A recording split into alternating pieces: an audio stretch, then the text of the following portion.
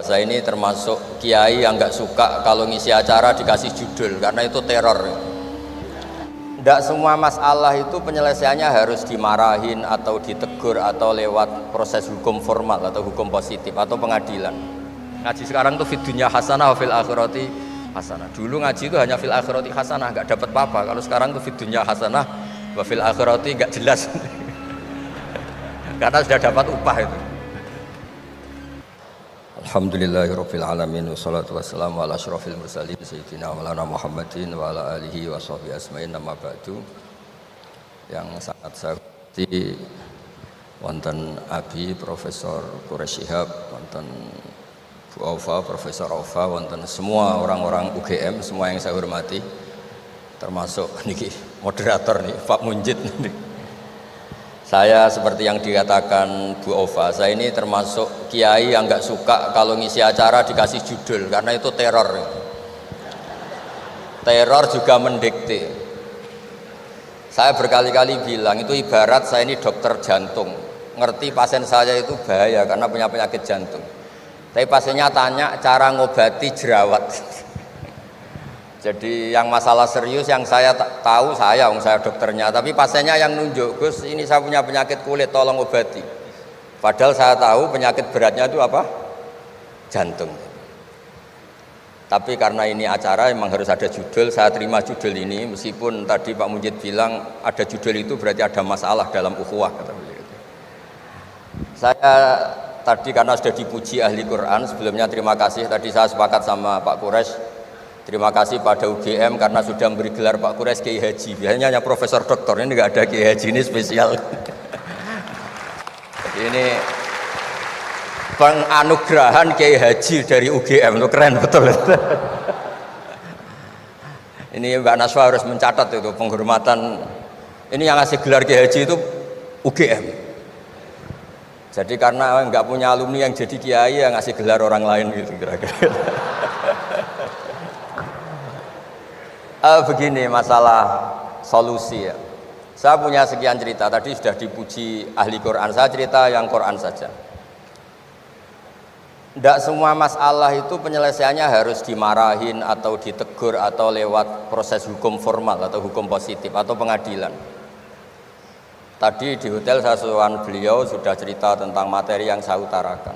Begini ada sekian contoh, dan itu awal dari nggak ada kekerasan, tetap menjaga ukhuwah, karena modelnya penyelesaian yang tidak menyinggung, tidak mengadili, tidak mendiskreditkan, tidak memojokkan. Saya punya sekian cerita dan ini boleh dikulak Pak Munjid untuk ngiai di UGM, saya sahkan tanpa hak royalti. Saya itu sering Prof, kiai-kiai yang jadi mubalak sering terima kasih sampai Gus, alhamdulillah kulaannya bisa saya jual katanya. Karena saya ini sudah kiai resi, gak mau kemana-mana, tapi yang kulaan banyak diretailkan. Terus terima kasihnya sama saya, dan karena saya ikhlas ya tidak dapat royalti. Tapi sudahlah, royaltinya surga saja. Saya cerita yang rileks-rileks. Khalilur Rahman Ibrahim itu pernah ingin, karena penat ya, mikir umat itu penat, capek, ingin masalahnya selesai, dan nggak mungkin selesai, sehingga beliau minta umur panjang supaya punya waktu panjang untuk menyelesaikan problem umat. Sama Allah nggak dijawab. Ada orang tua yang sudah renta, tua sekali, karena Nabi Ibrahim itu adalah terkenal dermawan, dipanggil terus dikasih kurma. Dikasih kurma itu makan itu meler lagi, makan meler lagi. Terus Nabi Ibrahim masuk kamar, ya Allah saya batalkan doa minta umur sampai tua. Ternyata engkau jawab, kalau terlalu tua kayak itu. Terus kedua, Nabi Daud. Ini cerita dulu ya, jangan ditiru. Saya ulang lagi cerita dulu, jangan ditiru. Nabi Daud itu terkenalnya ini, itu punya istri itu 99. Ini cerita dulu, kalau sekarang maksimal 4, itu saja kalau berani. Kata orang Madura itu kalau ingin punya istri 2, 4 itu 1 tambah 1 sama dengan 0 Gus, karena semuanya lari. Tapi ketika melihat satu perempuan yang cantik itu beliau ingin sekali. Ketika penasihatnya bilang engkau sudah punya 99, tapi tidak ada yang kayak itu. Saya masih ingat sama Profesor Jenny ketika nerjemah inna hadza akhi lahu tisuna najah itu. Saya tanya sama Prof Zaini, abahnya Bu Ovain. Pak Zaini kenapa masih ingin yang satu lagi padahal sudah punya 99?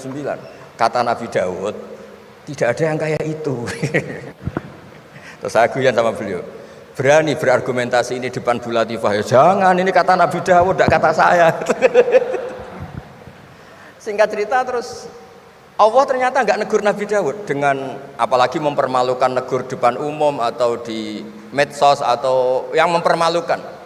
Allah bikin drama, yaitu ngutus 2 malaikat. Nabi Daud pas itu raja, 2 malaikat datang tergopoh-gopoh menunjukkan kalau sedang ada masalah yang serius, yang krusial. Nabi Daud sampai kaget, fafazi aminhum, kaget betul Nabi Daud. Tahu-tahu ada orang di depannya terus tanya, kenapa kamu tergopoh-gopoh? Saya ini punya masalah berat ya Nabi Allah Daud. Apa masalah kamu? Ini saudara saya sudah punya kambing 99, minta saya yang punya kambing hanya 1. Gimana cara jenengan? Oh kamu udah adil, kamu rakus, dimaki-maki yang punya 99. Sudah ini keputusan final, sudah pulang. Barang setelah pulang, loh itu gue banget kata Nabi Daud. Enggak ditegur, Allah pakai drama. Jadi masalah sekarang adalah amar ma'ruf nahi mungkar sudah kehilangan seni bikin yang tanpa masalah, yang tidak menimbulkan masalah baru gitu. Jadi intinya itu ada penyelesaian masalah yang tidak harus seperti itu gitu, pakai drama, pakai apalah yang. Terus cerita ketiga, banyak peristiwa-peristiwa sosial. Saya ulang lagi, peristiwa-peristiwa sosial yang penyelesaiannya itu juga agak lewat pengadilan. Ada ayat wa Daud wa Sulaiman idh yahkumani fil harthi idh nafashat fihi ghanamul qaum. Itu yang diceritakan di beberapa tafsir. Ada cerita unik begini, ada 2 perempuan kakak beradik, sama-sama punya anak, kebetulan sama-sama ganteng. Karena masih kecil itu kan mirip. Saya ulang lagi, karena masih kecil itu mirip. Karena sama-sama Arab, tidak Arab sama Kebumen. Kalau sama Kebumen kan hidungnya beda, sama-sama Arab, bukan sama-sama Arab, sama-sama ganteng. Singkat cerita, yang satu ini dimakan serigala, anaknya yang satu dimakan serigala. Kemudian semuanya mengklaim yang dimakan tuh anak kamu, bukan anak saya, sehingga anak satu ini milik saya. Yang satu bilang ini anak saya yang selamat, yang anak kamu dimakan serigala. Nabi Daud ketika ada pengadilan seperti itu menghukumi yang argumentasinya meyakinkan. Sudah ini milik kamu karena kamu lebih berargumentasi.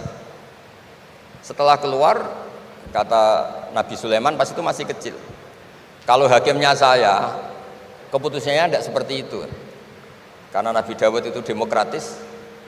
Saya pokoknya tidak akan keluar dari jalur Quran sebagai pemenuhan, karena saya Profesor Quraisy, Profesor Zaini itu orang yang sangat menekuni Quran.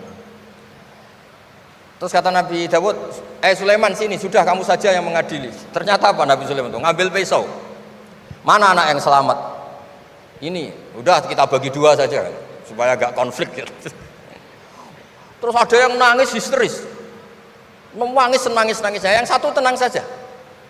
Terus sama Nabi Sulaiman anaknya dikasihkan yang nangis. Ini ibu beneran ini. Berarti ini ibunya beneran ini, anaknya mau dipotong nangis, kamu mesti ndak, masa anaknya mau dipotong diam aja. jadi ternyata sebagian pengadilan dulu itu pakai perangkat psikologis, gak mungkin secara naluri normal orang anaknya mau dipotong membiarkan, itu pasti tidak ibunya itu. Akhirnya dimenangkan yang nangis tadi. Jadi banyak cerita di literatur saya.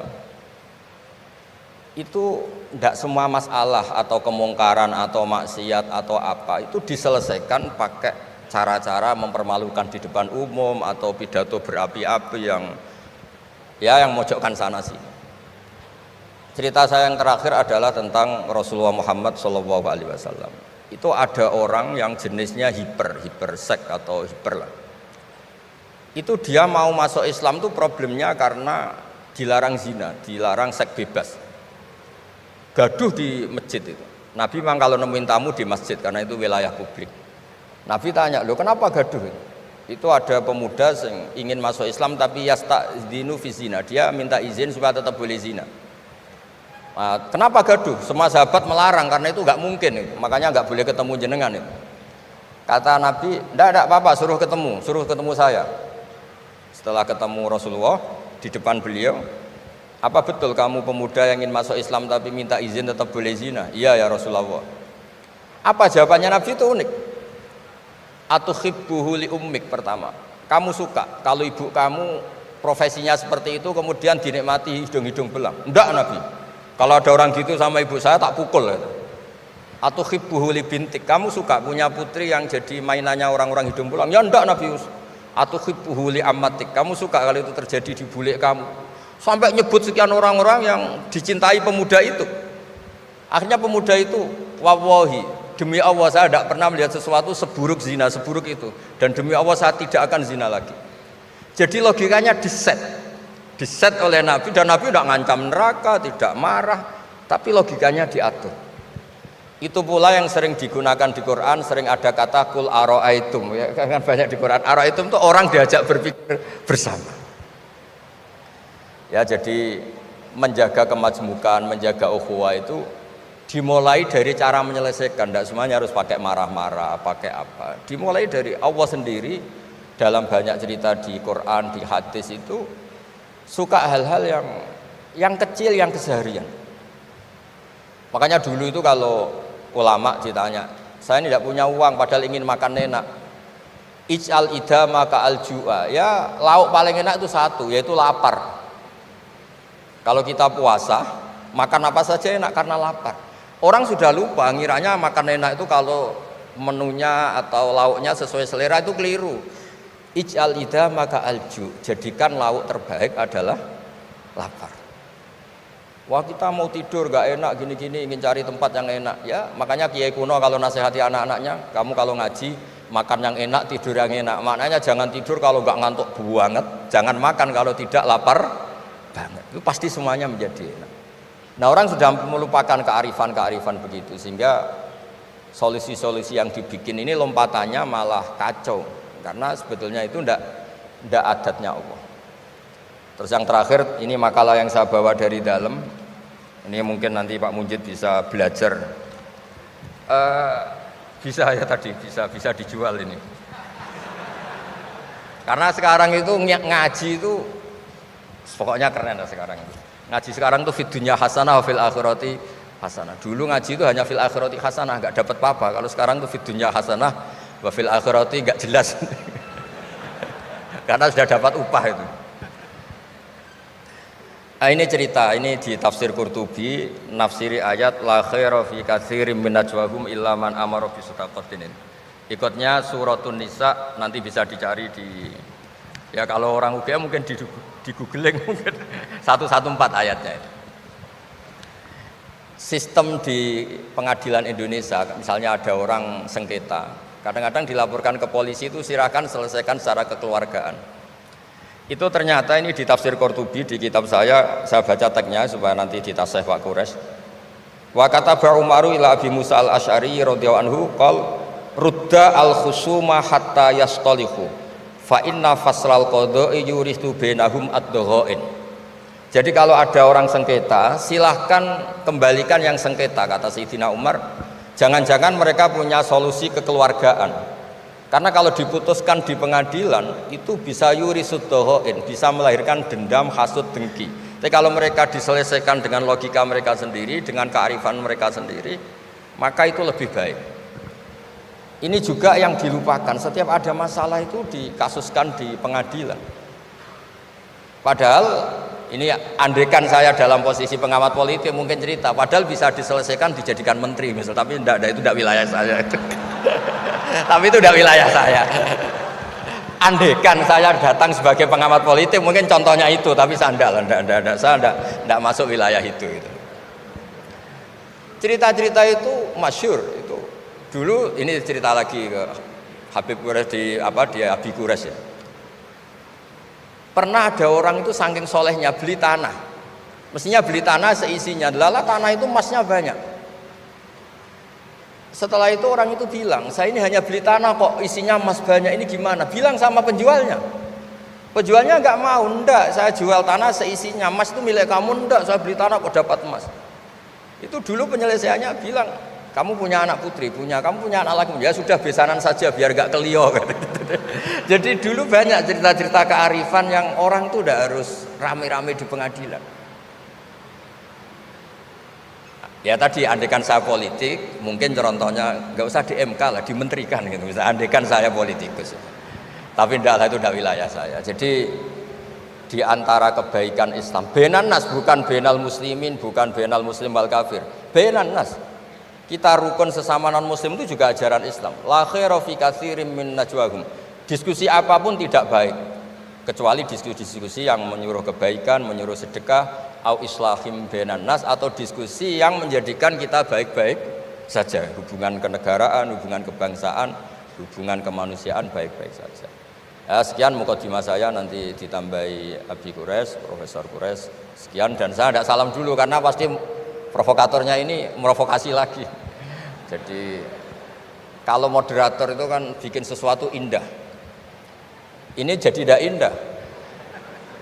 Masa orang sesantun saya dibilang harimau, itu kan kacau itu. Itu nggak benar itu. Karena kalau di Indonesia, oh ini negara nggak benar, kayak hukum rimba, yang kuat menang. Yang kuat itu kan harimau, wah jadi masalah kan. Tapi saya maafkan karena di dunia kiai ini masih mu'alaf, latihan kiai. Saya alhamdulillah orang-orang UGM memang sering ketemu saya dulu zaman Pak Panut. Ini rumah saya ganggu ya berkali-kali. Jadi ya enggak apa-apa, silahkan salah karena Allah Maha Pemaaf gitu. Monggo.